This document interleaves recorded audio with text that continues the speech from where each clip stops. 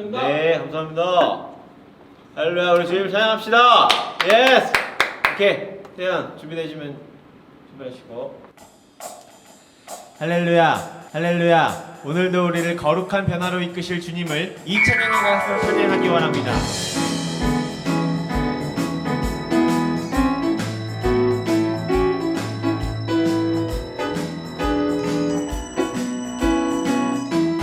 He's changing me. He's changing me. 사랑의 주님 아니에요. 옛날 알던 그 사람 때론 느리지만 난 알고 있죠. 언젠가 완전해져요. 한 번 더. He's changing me. He's changing me. 사랑의 주님 아니에요. 옛날 알던 그 사람 때론 느리지만 난 알고 있죠. 언젠가 완전해져요. 매일매일 조금씩 매일매일 조금씩 매일매일 변하지요. Jesus is changing me. Oh yes, changing me. 주님께로 돌아서는 걷고 있죠. 그대 속에 Jesus is changing me. Woo!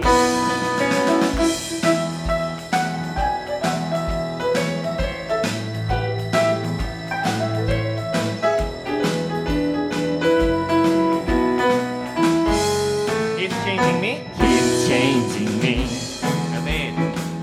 사랑의 주님 아니에요. 옛날 알던 그 사람 때론 느리지만 난 알고 있죠. 언젠가 완전해져요.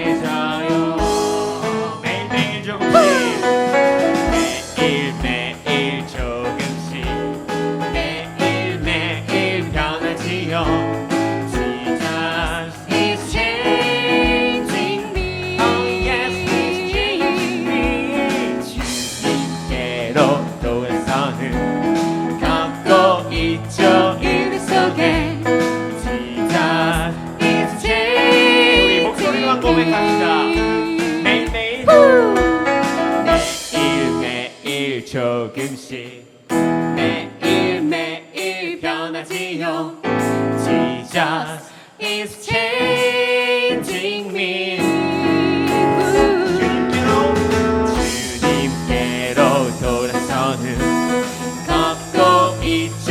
그대 속에 Jesus is changing me.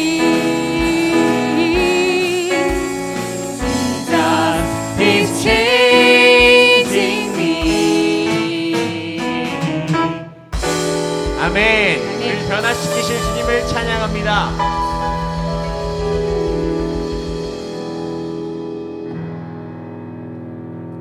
계속해서 우리 주님께 감사와 기쁨의 찬양 올려드리며 나아가겠습니다.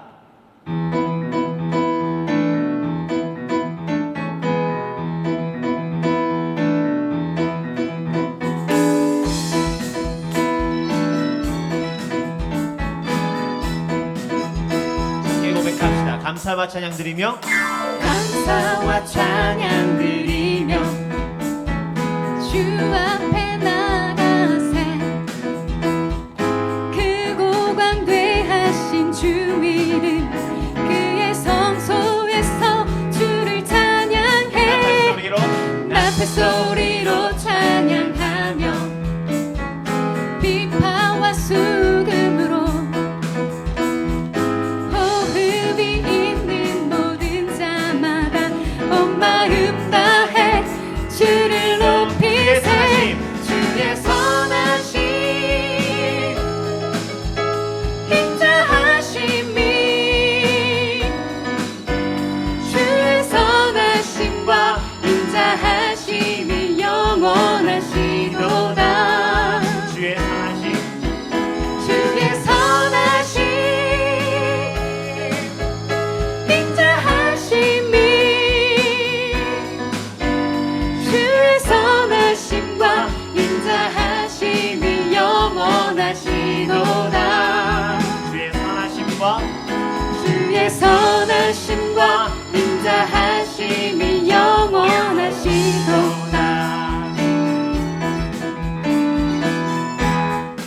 우리 계속해서 2절로 고백합니다. 예수 하나님, 예수 하나님 독생자 아멘. 만유의 창조주 모두 다 그 앞에 나아가 목소리 높여 주를 찬양해. 주의 선하심 인자하심이 주의 선하심과 인자하심이 영원하시도다. 주의 선하심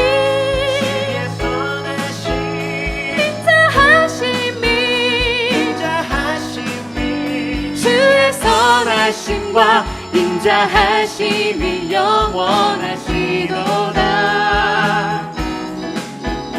주의 선하심과 인자하심이 영원하시도다.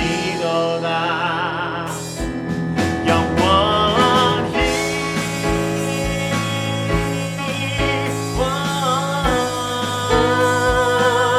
네. 주의 선하심과 인자하심이 영원하시도다. 주님의 이름을 높여드리기 원합니다. 주의 선하심 인자하심이 주의 선하심과 인자하심이 영원하시도다. 주의 선하심과 인자하심이 영원하시도다. 주의 선하심 인자하심이 주의 선하심과 인자하심이 영원하시도다. 주의 선하심 인자하심이 주의 선하심과 인자하심이 영원하시도다. 주의 선하심과 인자하심이 영원하시도다.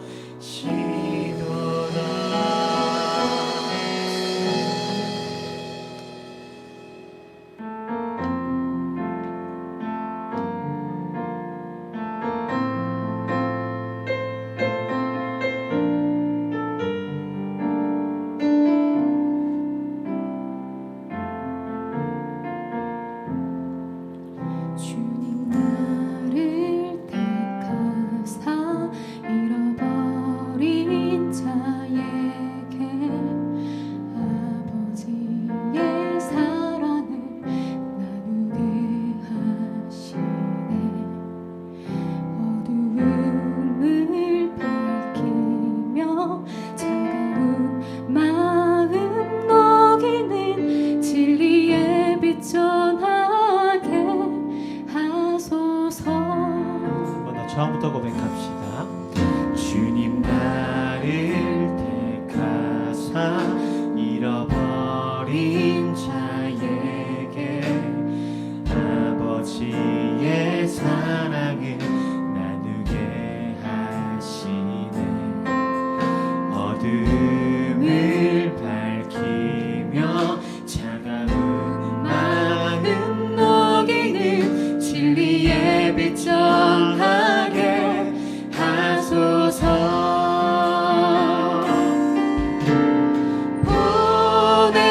보내소서. 시련이 찾아올 때도 주님의 눈물 기억하게 하소서. 보내소서. 주께서 가신 길을 나도 걸어가게 하소서. 성령으로 임하사 소망 없는 자에게 말씀을 전하게 하시네. 목자 없는 양같이 방황하는 저들에게 주의 사랑 전하게 하소서.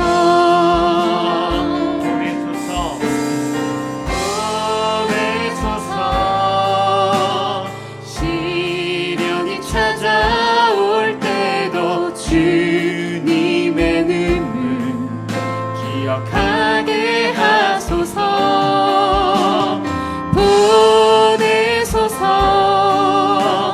주께서 가신 길을 나도 걸어가게 하소서.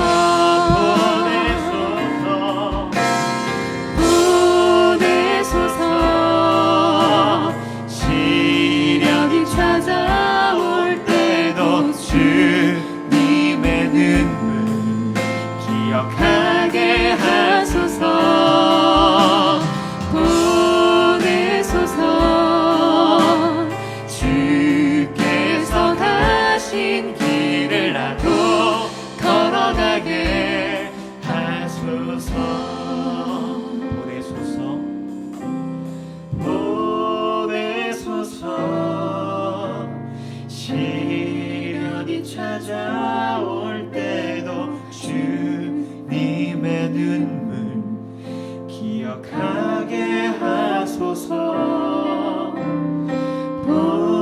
보내소서. 주께서 가신 길을 나도 걸어가게 하소서.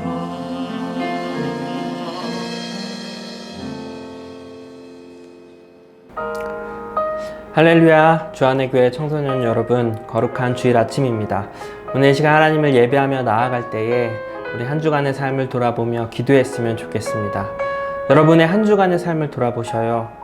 어느 순간 내 마음대로 살고 싶었고 또 주님을 잊고 살았고 내 마음껏 죄를 지으며 살았던 순간을 떠올려 봅시다. 또 부모님과 다투고 반항했던 순간들이 있지 않나요? 그 모든 연약했던 순간들 주님 용서하여 주시고 오늘 주님 앞에 새 힘을 달라고 우리 다 같이 통성으로 기도하도록 하겠습니다. 사랑의 하나님 아버지 감사합니다. 한 주간 동안 주님의 은혜 없이는 살 수 없었던 저희들 주님 이 자리에 또 주님께서 불러주셔서 예배 자리로 나왔습니다. 주님을 예배할 때에 온 정성을 다하여 온 마음을 다하여 주님을 예배하길 소망하오니 한 주간의 삶의 죄악들을 주님 용서하여 주시고 저희들의 죄를 예수님의 보혈의 피로 깨끗이 씻어주시며 주님 앞에 진심으로 나아갈 때에 하나님 아버지 우리의 죄를 용서해 주시고 우리의 예배를 주님께서 기쁘게 받아주시기를 소망합니다. 하나님 우리의 마음과 우리를 받아주시옵소서. 연약한 저희들을 굽어 살펴주시고 주님 긍휼함으로 우리를 감싸 안아주시고 우리의 예배에 귀 기울여 주시며 우리의 마음에 응답하여 주시기를 소망합니다. 주님 우리의 예배를 주님 기뻐 받아 주시옵소서. 거룩하신 주 예수 그리스도의 이름으로 기도합니다. 아멘. 우리 시간 사도신경으로 우리의 신앙을 고백하도록 하겠습니다. 전능하사 천지를 만드신 하나님 아버지를 내가 믿사오며 그 외아들 우리 주 예수 그리스도를 믿사오니 이는 성령으로 잉태하사 동정녀 마리아에게 나시고 본디오 빌라도에게 고난을 받으사 십자가에 못 박혀 죽으시고 장사한 지 사흘 만에 죽은 자 가운데서 다시 살아나시며 하늘에 오르사 전능하신 하나님 우편에 앉아 계시다가 저리로서 산 자와 죽은 자를 심판하러 오시리라. 성령을 믿사오며 거룩한 공예와 성도가 서로 교통하는 것과 죄를 사하여 주시는 것과 몸이 다시 사는 것과 영원히 사는 것을 믿사옵나이다. 아멘. 아멘. 우리 시간 찬송가 338장 내 주를 가까이 하게 하면 우리 이 시간 찬양할 텐데요. 아주 유명한 찬양입니다. 우리 친구들 들으면 알 수 있을 텐데요. 우리 함께 배우며 찬양하도록 하겠습니다. 내 주를 가까이 하게 함은 십자가 짐 같은 고생이나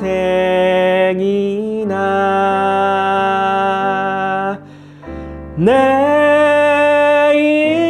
일생 소원은 늘 찬송하면서 주께 더 나아가기 원합니다. 우리 4절 찬양하겠습니다. 야곱이 잠깨요. 야곱이 잠깨요. 일어나 누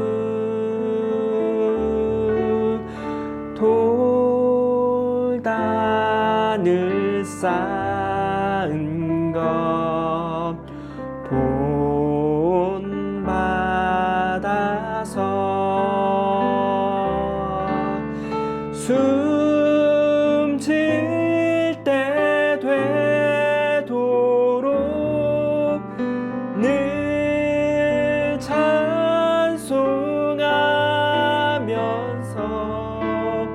주께 더 나아가기 원합니다.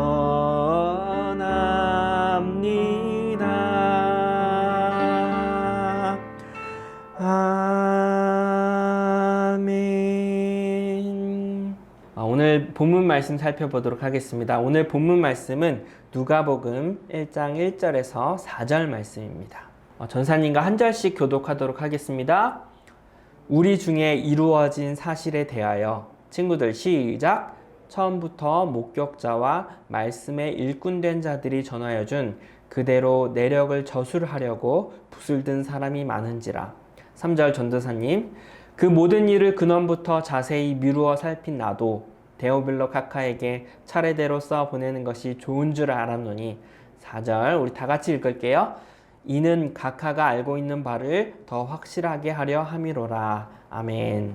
할렐루야. 여러분 한 주간 동안 잘 지내셨죠? 오늘부터 우리 8월에 들어서면서 누가복음에 대해서 우리 집중적으로 말씀을 살펴보려고 오늘 이렇게 나왔습니다. 오늘의 말씀 제목은요, 위대한 위탁물이라는 제목으로 말씀을 살펴보도록 하겠습니다. 먼저 퀴즈 하나 풀어볼까요? 자, 쉬운 문제인데 총 8개의 문제가 준비되어 있는데요. 부득이하게 온라인으로 예배드리는 친구들은 제가 이 퀴즈를 맞춰서 상품권을 드리려고 하는데 드릴 수가 없게 됐어요. 그래서 우리 온라인으로 예배드리는 친구들도 될 수 있으면 현장에서 나와서 다 같이 예배했으면 좋겠습니다. 첫 번째 문제입니다. 이 문제는 사실 신앙생활을 많이 오래 한 친구들은 쉽게 맞출 수 있는 문제예요. 자, 성경은요 크게 둘로 나눌 수 있습니다. 무엇과 무엇일까요? 여러분 정답을 알 것 같습니까? 네, 정답은요 구약 성경과 신약 성경입니다. 네, 너무 쉽나요? 네, 이 문제가 어려운 친구들도 있으니까. 네, 자, 두 번째 문제. 오늘 우리가 읽은 누가복음은요 구약과 신약 성경 중에 어느 곳에 포함되어 있는 책일까요? 자, 이것도 너무 좀 쉽나요? 예, 쉬울 수 있습니다. 네, 정답은 신약 성경입니다. 자, 그럼 바로 세 번째 문제. 이번엔 난이도를 조금 높여보겠습니다. 성경은 구약과 신약으로 나뉘는데 영어로 성경은 바이블이죠. 네, 그러면 영어로 구약과 신약은 무엇일까요? 영어로 구약과 신약은 무엇일까요? 네, 정답을 알 것 같나요? 자, 정답은 구약은 올드 테스트먼트고 신약은 뉴 테스트먼트입니다. 자, 올드랑 뉴는 알겠고 테스트먼트가 남았는데, 테스트먼트 이거 무슨 뜻일까요? 약인데, 그죠? 약만 남았는데 얘들아, 약은 영어로 메디슨 아니냐? 죄송합니다. 테스트멘트라는 단어는 라틴어 테스트멘텀에서 유래한 단어예요. 여러분 영어가 라틴어랑 그리스어의 단어를 어원으로 하는 경우가 많은 거 아시죠? 그런 것처럼 테스트멘트는 영어로 풀이하면 증거라는 뜻이 있는데 라틴어로 보면 언약이라는 뜻을 갖고 있어요. 그래서 성경은 구약은 옛 언약, 신약은 새 언약 이렇게 우리가 풀이할 수 있습니다. 근데 또 어려워. 언약은 또 무슨 뜻일까? 언약이란 말 들어보긴 했어도 이 뜻이 구체적으로 어떤 뜻을 갖고 있는지 모르시죠? 말 자체가 익숙하지 않을 수 있어요. 그러고 보면 너희들이 신앙생활이 어려운 이유가 있어. 용어들이 조금 어려워. 그죠? 성경이 좀 쉽게 쓰여 있으면 우리가 술술술 읽을 텐데, 그리고 또 자주 볼 텐데, 성경 자체도 어렵고, 또 성경은 이스라엘이라는 나라의 이야기잖아요. 그리고 이스라엘이란 나라도 지리적으로 보면 중동 지역을 배경으로 하기 때문에 사실 이스라엘이라는 나라가 우리가 친숙한 나라가 아니잖아요. 차라리 우리가 잘 아는 미국이나 아니면 우리나라랑 가까운 아시아 지역의 나라를 통해서 하나님의 말씀을 또 들으면은 좋을 텐데 옛날 이스라엘 이야기를 듣고 이해하려니까 우리가 문화적으로도 다르고 또 용어도 익숙하지가 않아서 어려울 수 있어요. 그래서 여러분 때는요, 말씀의 기초를 다지는 게 굉장히 중요해요. 모르는 용어, 모르는 단어 이런 거 하나하나 어떤 뜻인지를 잘 파악을 해서 배워야지. 청소년 때 교회 잘 다니다가 대학 가서 교회를 떠나는 친구들이 많아요. 왜 그럴까요? 말씀의 기초가 다져지지 않았기 때문이에요. 그래서 전사님은 여러분과 기초를 하나하나 다지고 싶습니다. 자, 언약 이야기를 하다가 빠졌는데 언약이라는 단어는 우리가 자주 쓰는 용어가 아니죠. 뭐 언약식은 들어봤겠지만 근데 우리가 일반적으로 언약식 하는 거 본 적 있어요? 네, 보기 어려웠을 거야. 언약이라는 단어가 우리가 자주 일상생활에서 쓰는 단어는 아닙니다. 그것은 확실하죠. 그럼 계약은 익숙하죠. 계약은 A와 B가 무언가를 약속할 때 계약을 하잖아요. 그래서 A가 B에게 무엇을 해주면 B는 A에게 무엇을 해준다. 그래서 계약할 때 계약 조건이라는 거 굉장히 잘 따지고 계약하잖아요. 손해보지 않도록. 그래서 이런 의미에서 보면 계약은 여러분에게 익숙한 단어일 거예요. 그런데 계약과 언약은 또 비슷하기도 해요. 근데 이 언약이라는 단어는 어떤 대가를 지불하거나 교환하는 형식의 계약이 아니라 언약은 A가 B에게 어떤 존재가 되고 B는 A에게 어떤 존재가 되기로 약속을 하는 거예요. 보통 우리 결혼 전에 약혼식 하잖아. 그런 거랑 비슷한 거예요. 이것은 무언가를 주고받는 계약이 아니라 서로가 서로에게 어떤 존재가 되어준다는 것을 언약이라 그래요. 그래서 성경의 구약, 옛 언약, 또 신약은 새 언약, 이 언약도 같은 의미의 내용이에요. A는 B에게 어떤 존재가 되고 B는 A에게 어떤 존재가 된다. 여기서 A는 하나님이야. B는 누구일까요? B는 나야. 여러분이에요. 그래서 구약을 보면 A 하나님이 B 이스라엘 백성들에게 이런 언약을 말씀하셔요. 내가 내 언약을 나와 너희 내 대대 후손 사이에 세워서 영원한 언약을 삼고 내 후손의 하나님이 되리라. 나는 그들의 하나님이 되리라. 이것은 창세기 17장에 나타나는 하나님께서 아브라함에게 해주셨던 언약이에요. 언약의 말씀이에요. 여기서 언약을 세우겠다 하시죠. 그래서 나는 너의 하나님이 될 것이다. 그러면 B는 A에게 무엇이 될까요? B 이스라엘은 A 하나님에게 나의 백성이 된다. 내 소유가 되고 제사장 나라가 되며 거룩한 백성이 되리라. 이것은 출애굽기 19장에 나타난 시내산 언약이라는 거예요. 이렇게 하나님은 구약 성경을 통해서 우리에게 언약을 주셨어요. 나는 누구냐? 나는 너희의 하나님이야. 너는 누구냐? 너희는 나의 백성이야. 이것이 바로 구약에 나타난 언약의 내용들인데요. 그런데 이 언약에 주제가 있어. 장르가 있어. 무슨 주제냐면 이 언약의 주제는 바로 구원이에요. 주제는 구원이야. A 하나님이 B 인간을 구원하시기 위한 언약. 그래서 이 성경에는 하나님이 우리를 어떻게 구원하시는지, 구원하시기 위해서 어떻게 일하시는지 적혀 있는 것이 바로 성경이에요. 이 구원의 책이 개약이 아니라 언약인 이유는요, 우리가 구원받기 위해서는 우리가 하나님 앞에 어떤 행위로 교환을 하거나 거래를 하거나 딜을 하는 게 아니에요. 선한 일을 많이 해서 우리의 행함으로 구원을 받는 것이 아니라 내가 어떤 존재가 되면 돼. 내가 어떤 존재이면 돼요. 어떤 존재? 하나님의 자녀, 하나님의 백성, 예수님 안에 있는 존재가 되면 구원을 얻는다는 것이 바로 성경의 내용이에요. 좀 더 이거를 구분해서 설명하면 구약 성경은요, 하나님께서 우리를 구원하시기 위해 예수님을 보내주시겠다는 언약의 내용이 담겨져 있고요. 구약의 선지자들을 통해서 그 언약들을 기록한 내용이 바로 구약 성경이고요.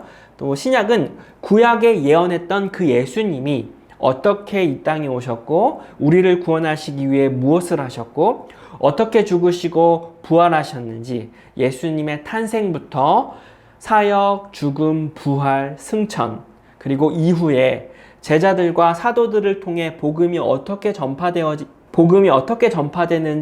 기록되어 있는 것이 바로 신약 성경입니다. 자, 여기서 또 퀴즈.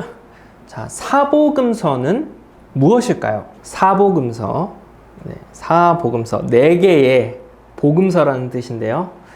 4개의 복음서는 무엇이 해당될까요? 정답은 마태, 마가, 누가, 요한. 이 마태, 마가복음, 누가복음, 요한복음까지가 바로 사복음서입니다. 사복음서에는 어떤 내용들이 있느냐? 예수님의 탄생부터 예수님께서 이 땅에서 우리를 위해 무엇을 하셨고 어떤 사역을 하셨고 죽음과 부활과 승천까지 담긴 이야기예요.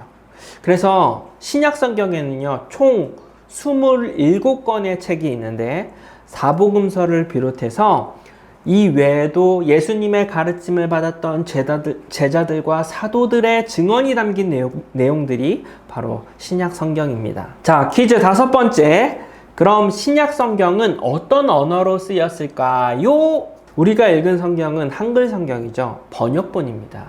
오리지널 언어는 어떤 걸로 쓰였을까요? 정답은 헬라어입니다. 오늘로 말하면 그리스어죠. 그리스어. 오늘 우리가 읽은 누가복음도 헬라어로 쓰였어요. 그런데 우리는 이 헬라어로 쓰인 성경을 한글로 번역해서 번역본을 보고 있는 건데요. 그래서 한글 성경을 보면 본문에서 1절, 4절의 내용은 4개의 구절로 구분되어 있지만 사실 헬라어 원문으로 보면 이 1절에서 4절은 한 문장이에요. 한 문장인데 이것을 번역하는 과정에서 4개의 절로 나누어 놓았던 것이죠. 이 1절에서 4절에는 어떤 특징이 있습니다. 어떤 특징이 있냐면 아주 격조 높은 고급 헬라어를 통해 쓰여졌어요. 이 이후에 5절부터는 코인의 헬라어로서 일반적으로 쉽게 읽을 수 있고 사용하는 문체로 쉽게 쓰여져 있는데 1절에서 4절만큼은 굉장히 고급 헬라어로 쓰여 있어요. 그 이유가 뭘까? 그 이유는요, 1절에서 4절이 헌정하는 글의 형식을 갖고 있기 때문이에요. 친구들, 우리 일반 책들 보면 맨 앞장에 누구에게 바칩니다. 나의 사랑하는 누구에게 바칩니다. 내 사랑하는 자녀에게 바칩니다. 이렇게 서문에 글을 쓰기도 하잖아요. 전사님이 최근에 읽는 책인데 혼돈의 시대 리더의 탄생, 이 책에도 앞에 맨 앞장에 이렇게 남편과 친구에게 헌정하면서 글을 썼어요. 누가복음 1절에서 4절도 같은 형식이야. 헌정의 구조로서 기록되었기 때문에 아주 격조 높은 고급 헬라어로 구성되어 있고요. 특히나 이 헌정 글의 대상이 바로 3절에 보면 데오빌로 카카에게라고 쓰여 있어요. 그래서 이 누가복음의 시작은 데오빌로라는 로마의 고급 관리에게 헌정하는 글의 형식을 띠고 있기 때문에 1절에서 4절만큼은 굉장히 고급진 헬라어로 쓰여졌고요. 5절부터 나머지는 코인의 헬라어로 아주 쉽게 쓰여 있습니다.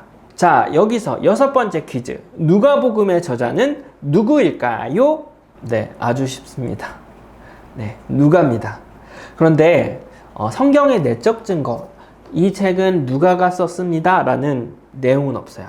그러나 그 당시의 교부들이라던가 이 성경을 연구하는 학자들에 의하면 누가가 쓴 것이 거의 확실합니다.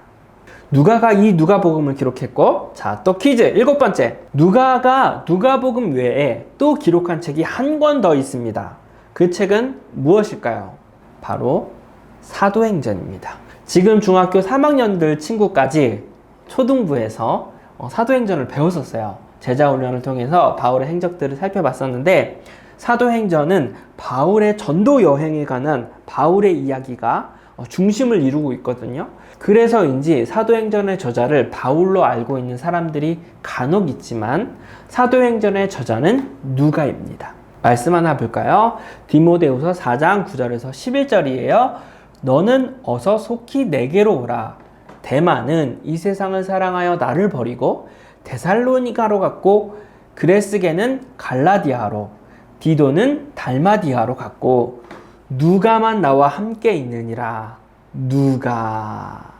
누가만 나와 함께 있느니라. 바울이 로마 감옥에 투옥되어 있는데 누가만 나와 함께 있다라고 고백해요. 이처럼 누가는요, 바울과 옥살이도 같이 했어요. 자, 다음 퀴즈 8번째. 누가의 직업은 무엇이었을까요? 네, 누가의 직업은 의사였습니다. 누가의 직업은 의사였어요. 바울이 몸이 좀 약했거든요. 그래서 누가가 의사로서 그의 건강을 챙기면서 바울의 행적을 꼼꼼히 살폈던 인물이 바로 누가입니다. 여러분, 의과대학 가려면 이과를 선택하나요? 문과를 선택하나요? 이과죠. 여러분, 이과 손 들어볼까요? 네, 손 내리고. 문과 손 들어볼까요? 네, 손 내리고. 자, 의대는 이과생들이 보통 가죠. 이과생들이 필요한 학문들이 되게 논리적입니다. 그래서 누가는요, 상당히 꼼꼼했고 논리적이었어요. 누가는 이렇게 바울의 옆에서 건강을 돌봐주면서 그의 행적들을 꼼꼼히 기록을 했고, 그렇기 때문에 사도행전을 기록할 수 있었던 것입니다. 자, 이렇게 누가복음은 누가에 의해서 기록되어 있는데, 사복음서 중에 유일하게 예수님을 직접 만나지 못한 사람이 누가예요. 마태, 마가, 요한복음은요, 다 예수님의 제자들이거든요. 그래서 직접 가르침을 받았기 때문에 예수님의 사역을 듣고 보고 배운 바를 잘 정리해서 마태복음, 마가복음, 요한복음을 기록했단 말이죠. 그런데 누가는요, 예수님을 만나본 적이 없어요. 예수님께 직접 가르침을 받았던 제자가 아니에요. 자, 2절을 볼게요. 처음부터 목격자와 말씀에 일꾼된 자들이 전하여 준, 말씀에 일꾼된 자들이 전하여 준. 누가는요, 예수님께 직접 복음을 듣진 못했지만 말씀에 일꾼된 자들, 바로 예수님의 제자들, 그리고 바울과 같은 사도들에 의해서 복음을 들었어요. 결국 누가가 쓴 복음서는 자신이 직접 경험한 내용이 아니에요. 목격자들과 증언자들에게 들은 그 복음을 잘 정리해서 논리적으로 잘 추론해서 추적해서 살펴서 쓴 글이 바로 누가복음인 것이죠. 오늘부터 성경 캘린더를 배부합니다. 온라인으로 예배드리는 친구들은 전사님이 링크를 여기 유튜브 설명란에 기록할게요. 이 링크를 타고 들어가시면 캘린더를 다운받을 수 있어요. 그래서 이 캘린더를 어떻게 활용하느냐, 날짜가 있고요. 그 날짜에 해당하는 성경이 있습니다. 그런데 여러분, 매일 한 장씩 읽도록 설정을 하면 우리 친구들이 너무 초반부터 힘들 수 있을 것 같아가지고 전사님이 어떤 목표치를 낮게 설정했어요. 보통 이틀에 한 장이고, 한 장이 좀 길다 그러면 3일에 거쳐서 읽을 수 있도록 전사님 굉장히 목표치를 낮게 설정해놨기 때문에 우리 친구들이 도전할 수 있어요. 성경 읽기에 도전할 수 있어. 전사님이 여러분에게 바라는 건 어떤 성경 일독, 거창하게 성경 일독을 하자 이런 것이 아니고요. 이틀에 한 장이라도, 그리고 3일에 한 장이라도 읽어보자라는 마음으로 성경 캘린더를 배부하니까요. 우리 친구들 다 읽으면 동그라미를 쳐서 월 말에 다 동그라미를 친 다음에 선생님께 사진을 찍어서 보내주면 전사님이 시상을 하도록 하겠습니다. 100% 성공한 친구에게는 전사님 특별한 선물을, 그리고 50% 이상 읽었다 그러면 참여상으로 선물을 드릴게요. 자, 이제 다시 누가복음으로 돌아가서 누가복음의 독자에 대해서 알아야 합니다. 책에는 저자가 있고 독자가 있죠. 누가복음은요, 이방인들을 위해 썼어요. 자, 또 이방인이라는 우리가 잘 사용하지 않는 용어가 또 나왔습니다. 이방인이라 하면 우리가 다른 나라에 갔을 경우 우리가 이방인인 거죠. 그런데 신약 성경에서 이방인이란 유대인들 외에는 다 이방인입니다. 여러분, 이스라엘 가시면 전통 유대인들이 있어요.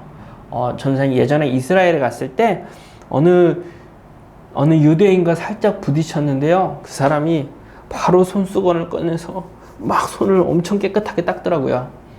그 왜 그러냐면 유대인들은 자기네만 하나님의 백성이라고 아직도 믿고 생각하고 있거든요. 그래서 유대인이 아닌 이방인은 약간 부정하다고 생각해요. 그래서 막 깨끗하게 닦는 거야. 나랑 부딪혔다고. 여기서 성경에서 나오는 이방인은 그냥 단순히 타국의 어떤 사람이 아니라 유대인들, 전통 이스라엘 백성이 아니면 다 이방인인 거예요. 당시 이스라엘 지도자들은, 종교 지도자들은 자기네 민족만이 하나님께서 선택하신 선민이라고 생각했어요. 그리고 오늘날로 보면 이제 하나님을 알지 못하는 사람들, 예수님을 모르는 사람들이 이방인이 될 수 있고요. 또 하나님을 알고 예수님도 알아. 그런데 아직 믿음이 얕아. 그런 사람도 이방인이 될 수 있고요. 초신자들. 결국 여러분들이 해당이 될 수 있습니다. 그래서 우리에게 필요한 책이 바로 누가복음인 것이죠. 그런데 누가가 기록한 두 개의 책에는 반드시 이 사람이 등장합니다. 바로 데오빌로예요. 먼저 누가복음 1장 3절에 보면 데오빌로 카카에게 라고 쓰여 있고요. 그리고 사도행전 1장 1절을 보면 데오빌로여 라고 나와 있어요. 두 책 모두 데오빌로를 언급하고 있는데 두 책에는 차이가 있습니다. 먼저 누가복음에서는 데오빌로 카카여라고 어떤 호칭을 명칭을 했고요. 그리고 사도행전에서는 데오빌로여라고 하고 이름만 불렀어요. 분명 누가가 기록했는데 왜 이 두 기록물에는 이런 이름과 호칭의 차이가 있을까요? 그 이유는요, 누가복음을 쓸 때는 데오빌로가 아직 복음을 들은 지 얼마 안 됐을 때의 이야기입니다. 데오빌로라는 인물은 당시에 이방 땅에 복음이 전파되기 시작할 때 행정적으로, 물질적으로 복음이 원활하게 전파될 수 있도록 도움을 줬던 인물이에요. 그래서 복음이 이방 땅으로 흩어져 가는, 전파되어 가는데 상당히 도움을 줬던 인물이고, 누가복음을 기록할 당시에는 누가와의 관계가 이렇게 친숙하지 않는 상태였습니다. 바로 저와 여러분과의 관계죠. 여러분과 제가 아직 낯설고 뭔가 어색하지 않습니까? 약간 조심스럽고 약간 그런 느낌인 거예요. 그런데 사도행전에서는 이미 교제한 지 시간이 좀 지났고, 그리고 같이 동역한 시간도 있고, 글도 주고 받으면서 친밀감이 형성됐고, 그래서 데오빌로여라고 친근하게 글을 시작하는 것을 볼 수 있습니다. 또한 사도행전 1장 1절을 보면 데오빌로여, 내가 먼저 쓴 글에는, 여기서 먼저 쓴 글이 바로 누가복음입니다. 그렇다면 여러분, 누가복음의 목적은 무엇일까요? 누가복음의 목적은 이방을 위한 복음입니다. 누가복음에는 복음의 기원에서부터 복음이 어떻게 시작되고 전파되어 있는지를 상세하게 기록했어요. 그래서 이제 복음을 들은 초신자들, 데오빌로와 같은 사람들, 바로 여러분처럼 이제 믿음이 싹트기 시작하고 신앙생활을 본격적으로 시작하는 사람들에게 그분들을 위해서 복음이 무엇인가 라고 아주 상세하게 쓴 글이 바로 누가복음이라는 것입니다. 그래서 이 누가복음은 특별히 복음을 들은 지 얼마 되지 않는 초신자들에게 매우 중요한 책이죠. 자, 그러면 우리가 집중적으로 우리 1절을 살펴보겠습니다. 자, 1절 보세요. 우리 중에 이루어진 사실에 대하여. 여기서 중요한 것은 사실입니다. 사실. 이루어진 사실이에요. 뭐가 이루어졌는데 그게 사실일까요? 누가복음 1장 1절부터 어렵죠?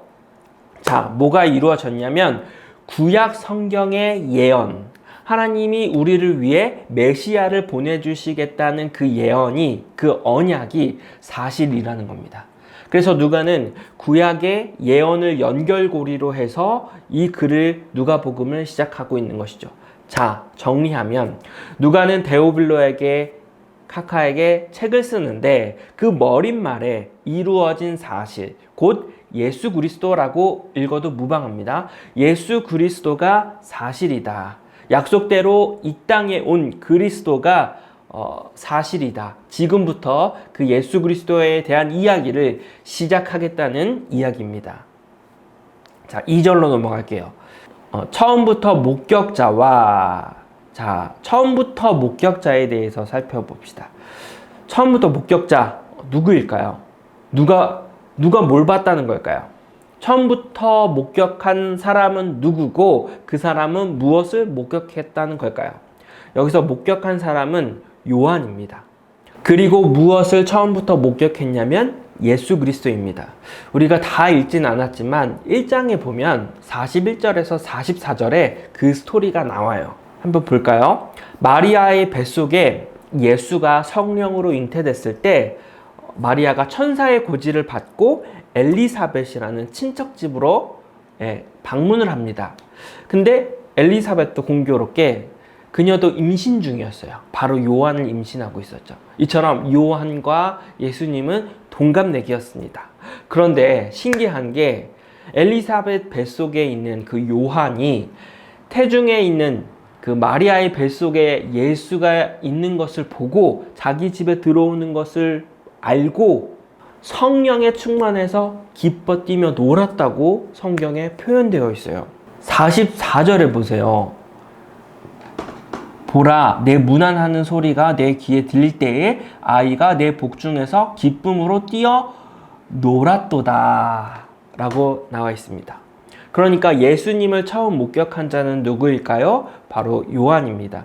그래서 누가복음은 마태, 마가, 요한과 달리 세례 요한의 스토리부터 이야기가 시작됩니다. 우리가 다음 주부터 아마 요한에 대한 이야기를 말씀을 배울 텐데 이렇게 요한이 아기 예수를 목격하고 성령이 충만해서 뛰어놀았습니다. 그리고 훗날 놀랍게도 예수님은 그 요한에게 세례를 받죠. 자, 다시 본문으로 돌아가서 2절 말씀에 일꾼된 자들이 전하여 준, 여기서 말씀에 일꾼된 자들은 예수님의 제자들입니다. 전사님은 이렇게 누가복음을 아주 세세하게 여러분에게 알려주고 있는데 오늘의 설교 핵심은 바로 여기에 있습니다. 말씀에 일꾼된 자들. 오늘날로 하면 누구죠? 목사님과 전도사님이죠. 전도사님의 첫 번째 직무는 여러분들에게 말씀을 전하는 거예요. 저뿐만이 아니라 우리 청소년부에 계시는 선생님들의 첫 번째 직무도 여러분에게 말씀을 전하는 일입니다. 그러면 비단 전사님과 선생님들에게만 그 직무가 해당될까요? 아니요. 복음 전하는 일은 오늘날 우리 이 시대의 모든 교회가 가져야 할 첫 번째 직무죠. 그런 관점에서 보면 여러분들은 모두 교회입니다. 그래서 교회의 우선적 역할은 바로 복음을 전하는 것이죠. 전사님이 이번에 2020년도 하반기 주제를 교회 새로운 시작으로 삼았어요. 여러분이 교회예요. 그렇다면 여러분의 첫 번째 직무도 무엇일까요? 바로 복음을 전하는 일이에요. 그래서 사도 바울이 디모데후서 4장 7절에 보면 나는 선한 싸움을 싸우고 나의 달려갈 길을 마치고 믿음을 지켰으니, 자, 바울이 믿음을 지켰다는 것을 원문으로 보면 위대한 위탁물이라는 뜻이에요. 하나님께서 우리에게 맡기신 위대한 위탁물이 있대요. 맡기신 위탁물, 그것이 무엇일까요? 바로 복음이라는 것입니다. 이 위대한 위탁물은 우리 모두에게 주어졌어요. 이게 우리의 삶의 목적이에요. 여러분, 누가의 직업은 의사였습니다. 누가는 의사의 역할을 하면서 복음을 전하기 위해 누가복음을 기록했던 것이죠. 우리도 마찬가지입니다. 여러분 각자의 꿈과 비전을 발견하고 또한 자신의 직업을 가지고 이 세상 가운데 빛과 소금의 역할을 감당해야죠. 영향력 있는 사람으로 성장해야죠. 그러면서도 하나님께서 우리에게 주신 위대한 위탁물인 복음을 잘 알 뿐만이 아니라 많은 사람들에게, 복음을 알지 못하는 사람들에게 전해야 하는 것이 바로 우리의 사명인 것입니다.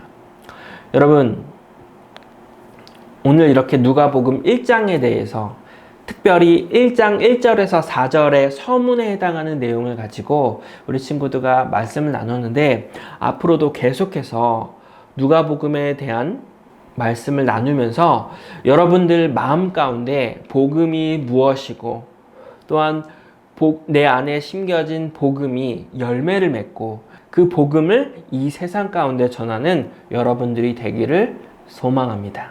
이 시간 우리 찬양할까요? 우리 아까 고백했던 주님 나를 택하사 보내소서, 우리 같이 찬양하도록 하겠습니다.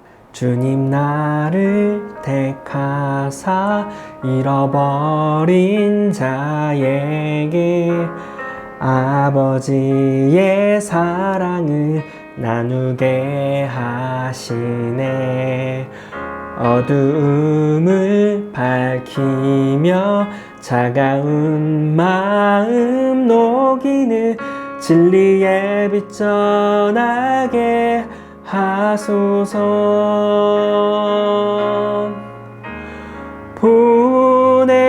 보내소서. 시련이 찾아올 때도 주님의 눈물 기억하게 하소서. 보내소서. 주께서 가신 길을 나도 걸어가게 하소서.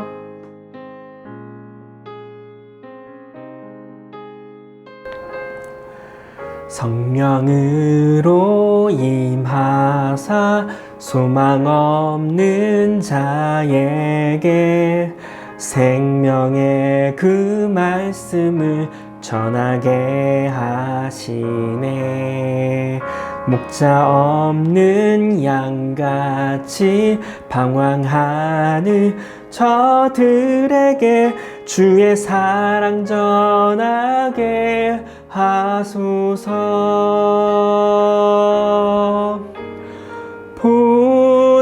보내소서. 시련이 찾아올 때도 주님의 눈물 기억하게 하소서. 보내소서. 주께서 가신 길을 나도 걸어가게 하소서. 우리 시간 함께 기도했으면 좋겠습니다. 오늘은 특별히 우리가 하나님 앞에 다짐하는 기도를 했으면 좋겠어요. 하나님께서 우리에게 언약을 주셨습니다. 하나님께서 우리에게 소중한 성경을 주셨습니다. 구원의 책입니다. 내가 이 말씀을 소중히 여기지 못했던 순간들이 있을 거예요. 소중히 여기는 자가 되게 해달라고 기도하시고, 또 누가와 같이 우리의 삶의 첫 번째 사명이 복음 전도자임을 깨닫고 우리가 복음을 전하는 자들이 되게 해달라고 우리 다 같이 함께 기도하도록 하겠습니다. 기도합니다. 사랑의 하나님 아버지, 우리를 하나님의 자녀 삼으신 주님, 죽을 수밖에 없는 죄인이지만 우리를 죽기까지 사랑하셔서 나를 살리신 그 은혜를 기억합니다. 우리의 삶의 주인이신 주님, 복음의 기쁜 소식에 대해 감사하지 못했고 말씀에 무관심했던 저희들을 불쌍히 여겨주시고 우리 모두에게 위대한 위탁물을 부여해 주셨으니 그 사명을 감당하는 자들이 되게 하여 주옵소서. 누가와 같이 자신의 소명을 발견하고 그 복음을 전하기 위해 수고를 아끼지 않는 저희들이 될 수 있도록 인도하여 주옵소서. 주님, 복음을 듣긴 들어도 마음에 깨닫지 못하는 자가 있습니까? 그들의 심령을 붙들어 주시고 복음을 깨닫고 그 복음으로 새로운 삶의 눈이 떠지며 그 복음의 열매를 맺는 자들이 되게 하여 주옵소서. 거룩하신 주 예수님의 이름으로 기도합니다. 아멘. 우리 이 시간 주기도문으로 예배를 마치도록 하겠습니다. 하늘에 계신 우리 아버지여, 이름이 거룩히 여김을 받으시오며 나라의 임하옵시며 뜻이 하늘에서 이룬 것 같이 땅에서도 이루어지이다. 오늘날 우리에게 일용할 양식을 주옵시고 우리가 우리에게 죄 지은 자를 사하여 준 것 같이 우리 죄를 사하여 주옵시고 우리를 시험에 들게 하지 마옵시고 다만 악에서 구하옵소서. 대개 나라와 권세와 영광이 아버지께 영원히 있사옵나이다. 아멘. 우리 하나님께 영광의 박수를 올려드립니다. 하나님 감사합니다. 자, 이렇게 예배는 마쳤고요. 청소년부 소식을 전해드릴게요. 첫 번째는 청소년부가 8월 21일부터 22일까지 청소년부 캠프가 있습니다. 코로나로 인해서 잠은 집에서 자고요. 21일 날 오전 11시까지 교회로 나오시면 됩니다. 저희가 교회에서 프로그램을 재밌게 진행할 예정이기 때문에 여러분 혼자 오지 마시고 꼭 친구들이랑 같이 왔으면 좋겠습니다. 준비물이 있다면 전사님이 추후에 공지를 해드리도록 할게요. 그래서 21일 날 오전 11시까지 교회로 오시면 되고요. 마치는 시간은 8시 반입니다. 8시 반에 마치니까 네, 기억해 두시면 좋을 것 같고요. 8시 반에 마치면 집으로 가셔서 주무시고 그 다음에 오전 11시에 예배가 없습니다. 네, 22일 주일은 오전 11시 예배가 없고요. 오후 3시까지 교회로 오시면 됩니다. 그래서 오후 3시에 마지막 캠프가 이어지고요. 6시에 마쳐집니다. 6시에 마쳐지니까요. 여러분들 모두 참석했으면 좋겠어요. 자, 두 번째 광고. 전사님이 이번 주부터 우리 친구들을 신방하기 시작했습니다. 그래서 이미 만난 친구들도 있는데 전사님이 우리 친구들한테 연락을 해서 시간 약속을 잡으면 기쁜 마음으로 즐거운 마음으로 전도사님을 만나줬으면 좋겠고요. 그리고 세 번째 광고는 지난번에 전사님 자기소개 영상 올렸잖아. 그래서 I am ground 챌린지를 우리 학생들이 우리 친구들이 해줬으면 좋겠는데 전사님이 한 명을 지목할 거예요. 예, 연락해가지고 지목하면 그 친구가 너무 이렇게 부담스러워하지 않았으면 좋겠어요. 그래서 전사님이랑 같이 인터뷰하는 식으로 해가지고 진행을 할 거니까 꼭 참여해 줬으면 좋겠습니다. 전화할게요.